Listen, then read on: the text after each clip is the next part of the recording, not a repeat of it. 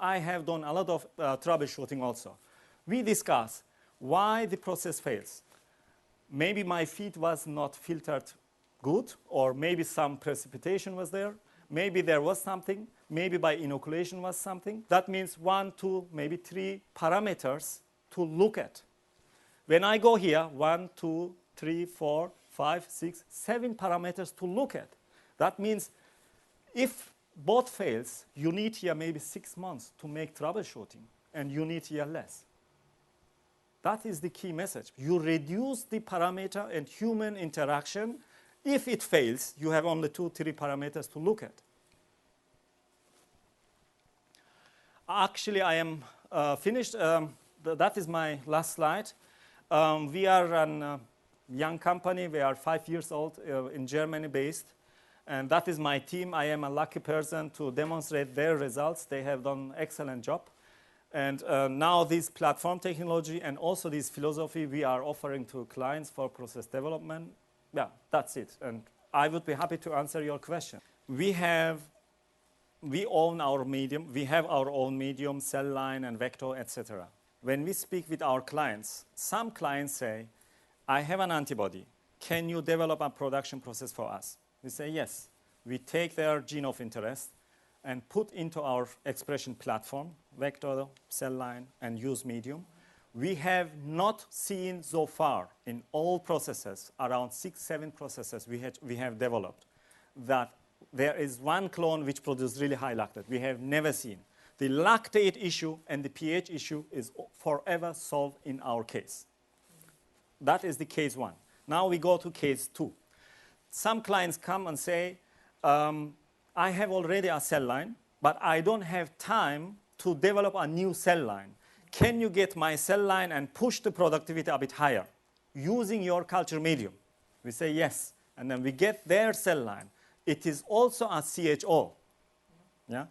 In these cases, we see that by some CHO clones, we have the same lactate and pH formation. In other CHO clones, they produce high lactate. That means this chronic problem is still there. The lactate and pH issue, that means in summary, is a combination of the cell line and medium which are very well balanced to each other. In small scale, we should keep it. In large scale also, not only because of IGF-1, but also because of the trace elements which can be sticked. You are right.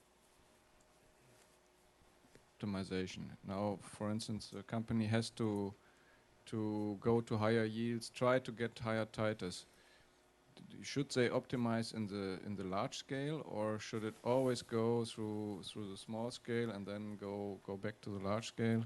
You mean when we develop a process in small scale and transfer to the manufacturing, yes. Later on you are speaking about second generation process, how we should design the second generation process. Is it your question? Yes, and do also constant yield improvements. And many companies are forced to do that. Yeah, I mean, I would not do any experiments in large scale. It is too expensive. And normally, when you have a product, you would like to go to phase 1 as quickly as possible. I have demonstrated here high titer, 10 gram or whatever. I would not give attention to 10 gram. I would design a generic process as quickly as possible, bring it in GMP manufacturing, produce material with this first generation process, and then in parallel, while you were producing in parallel, I would give a second order to the small scale development group to develop this next generation process based on the same cell line and based on the same medium. Very important. Just to make fine-tuning, to look a bit on amino acid consumption and so on. But not change the main modules of the process. That is also our philosophy. In summary, answer to your question, I would not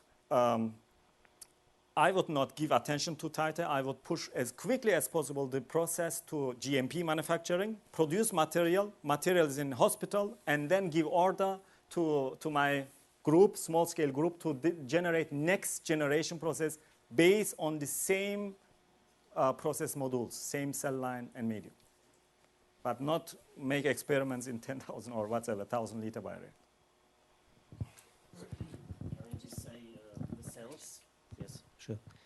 Sometimes, I mean, it's nice to have a predictable cell, yes, but sometimes the products are not predictable. So we see differences when we, because the product is not always the same. So we see really differences in the product.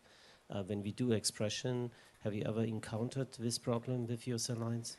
That you see differences between different products? Okay, very good question. That is also, actually we can write that in textbooks. It is the case. And I think everyone has this problem. They are difficult to express proteins. I have shown here an antibodies, IgG1, which are not toxic and not growth inhibiting. And with those molecules, we can achieve really high titer. We have worked, I don't know how many, maybe with 6 molecules so far. And with 5 of them, we didn't have problems. Without any process development, by clone selection, we end up with 6 or 7 grams per liter. However, by one product, which is an engineered molecule, we have less titer. I am not allowed to tell it because it belongs to a client. In this case, client told us that it is a problematic molecule.